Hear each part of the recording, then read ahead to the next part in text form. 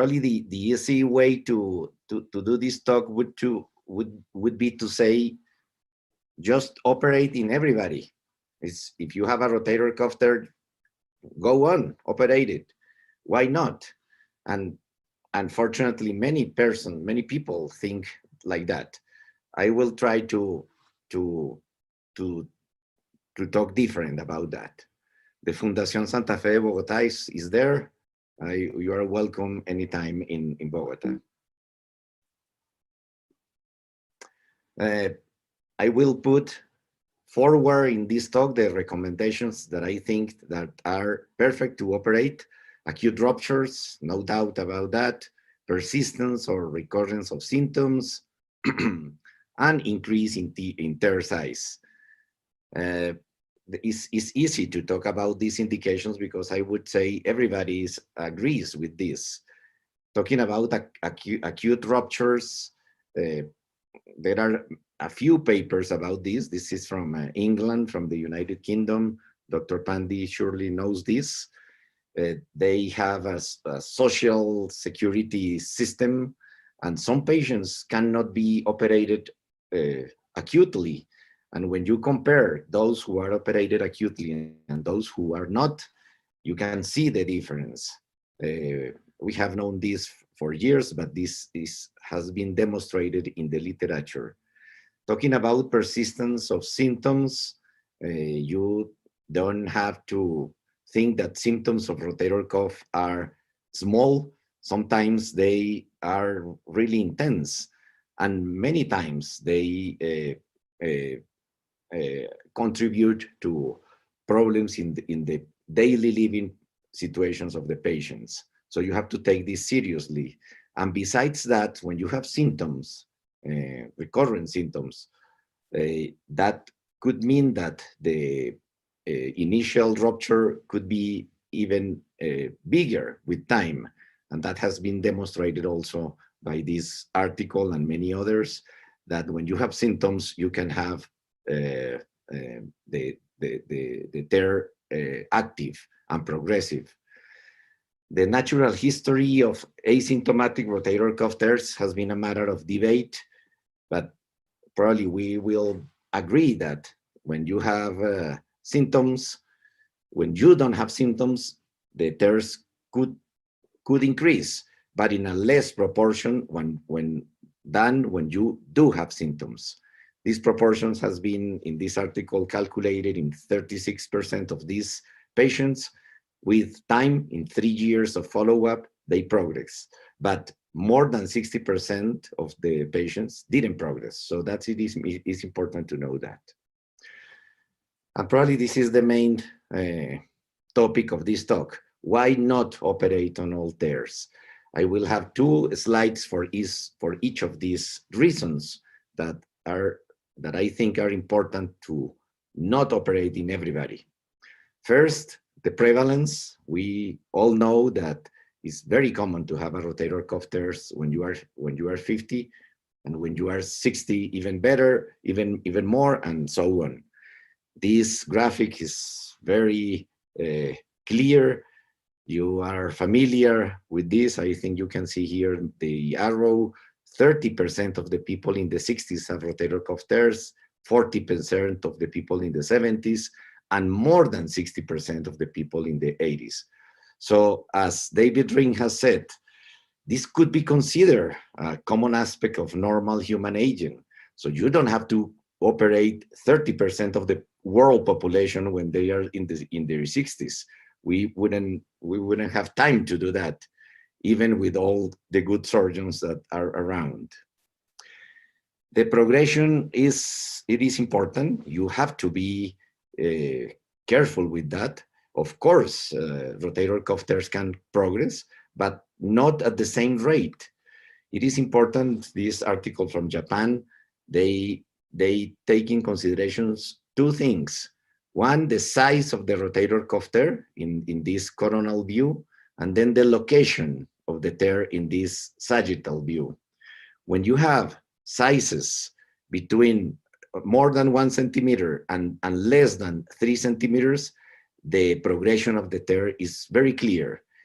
is not as clear when you have small tears or when you have big tears that probably you the progression is less rapid. The superior aspect, that is the more common aspect of the rotator cuff tear, is another another place where the rotator cuff progress more.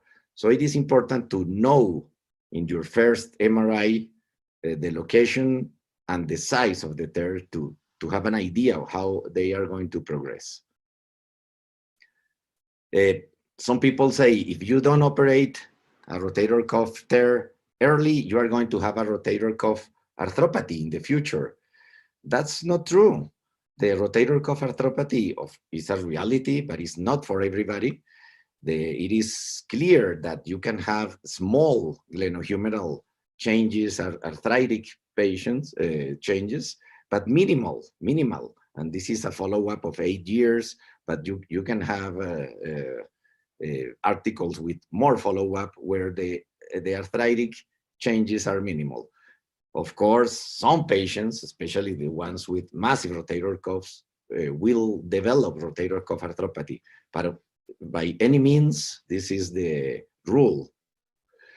Very important. Daniel showed this in his talk.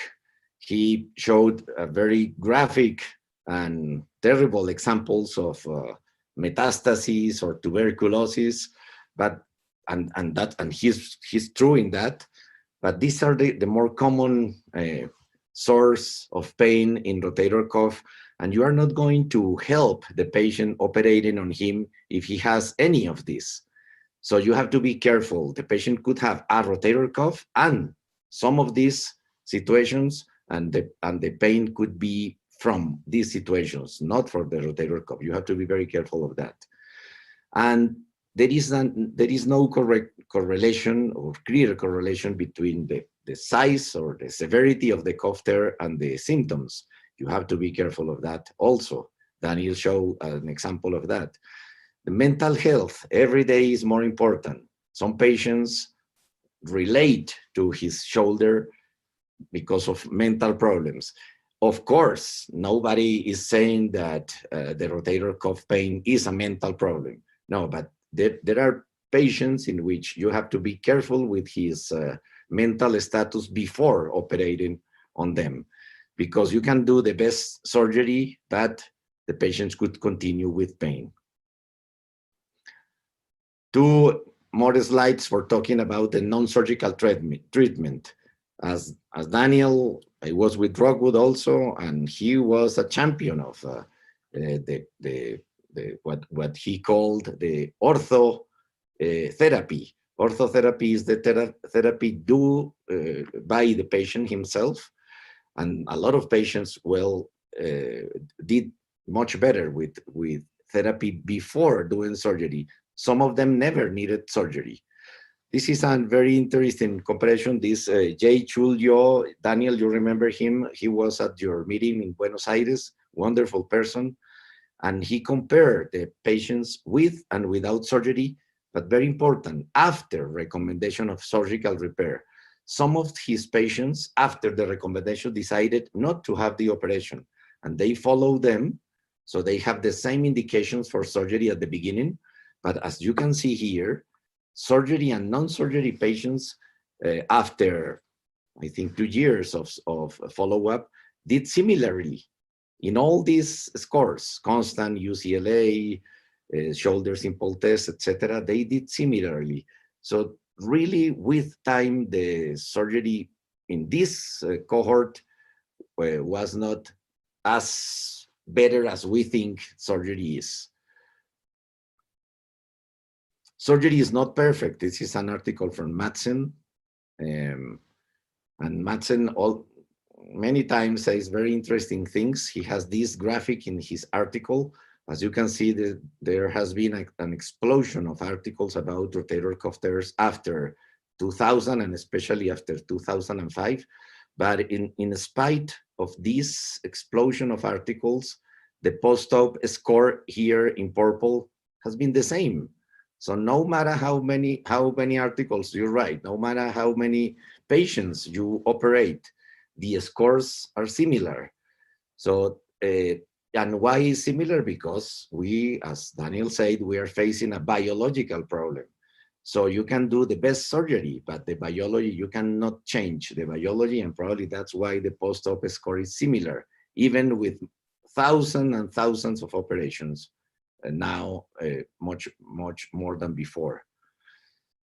Finally, not everybody wants surgery. That's important. This is from Zurich, Christian Gerber and his colleagues, and he saw people that decided not to have surgery for many reasons. These are some of the reasons. And after they decided not to have surgery, they went fairly well. As you say here, patient satisfaction and the size of the tear was not very big. These were the reasons for the patients not to have surgery. Some of them improved, some of them have economic problems, or they didn't want to have long rehab after surgery, etc. But they didn't do so bad when they refused to have surgery. So these are reasons for not to operate. You can be, you don't have to be disturbed by that, because if we operate the patients that I said in the beginning, we will have plenty of patients to operate. The situation is not that we are not going to have patients anymore. The situation is that we have to operate the ones who really need the operations.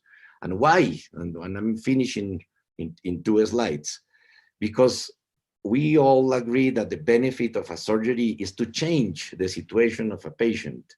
If the patient doesn't have symptoms or doesn't want to have an operation, or we don't give him the opportunity of a non-operative treatment, etc., the benefit will be questioned, but the risk remains the same. The appreciation of the patient of a surgery is easy when the patient has pain and cannot sleep and his daily activities are impaired. But if the patient doesn't have many symptoms, he will not appreciate the result, and he will blame you for pain and problems after surgery. The complications, if you have a complication with a patient with all the indications, you don't have a problem.